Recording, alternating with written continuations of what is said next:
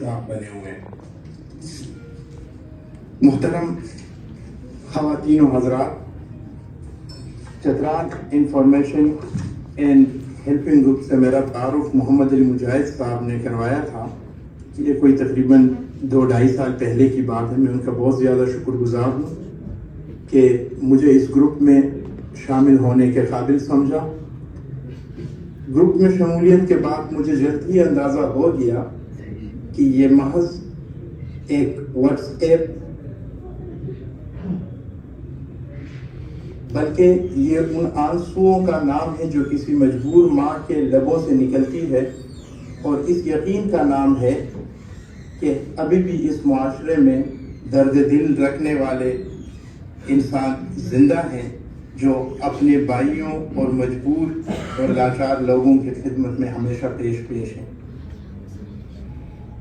یہ گروپ بوقت ضرورت چترال کے ان لاچار اور افراد کے ساتھ کھڑا ہوتا ہے جو بیماری، غربت یا آزمائش میں مبتلا ہوں، اور یہ گروپ ہم جو مسافر چترالی جو باہر کے ممالک میں رہتے ہیں ان کو ایک موقع فراہم کرتا ہے کہ ایسے لاچار افراد کی خدمت کر سکیں۔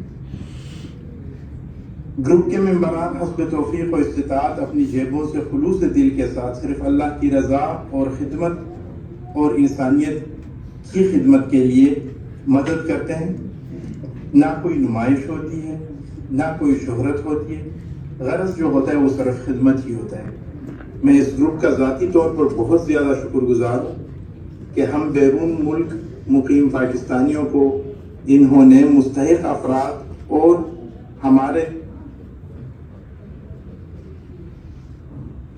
ان کا کردار ادا کیا اور امانتوں کو صحیح حقداران تک پہنچایا۔ دوستو، گروپ نے صرف اسی پر اکتفا نہیں کیا بلکہ چاہتا ہے کہ پشاور میں ایک ایسی رہائش گاہ کا بندوبست کیا جائے جہاں چترال کے مستحق افراد کو ایک ہی چھت مہیا کی جائے۔ آپ کو پتا ہے کہ چترال کے کئی دور دراز علاقوں سے ہر سال ہزاروں کی تعداد میں بیمار افراد پشاور کا رخ کرتے ہیں۔ ان میں سے کئی افراد اس قابل نہیں ہوتے کہ وہ اپنے اخراجات خود اٹھا سکیں، یا ان کے پاس وہ معلومات نہیں ہوتی جو ان کو صحت کی بہترین سہولیات تک رسائی فراہم کریں۔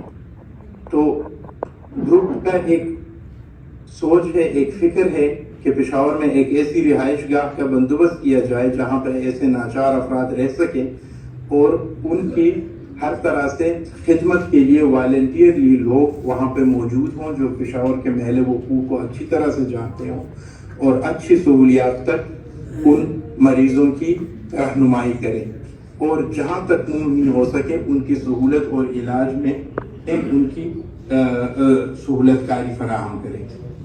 یہ عمارت جو سوچا جا رہا ہے کہ مستقبل میں ایسے لوگوں کی خدمت کرے گا، یہ ایک اینٹوں کی عمارت نہیں ہوگی بلکہ رحمت، بھائی چارے اور انسانیت کا جڑ ہوگا۔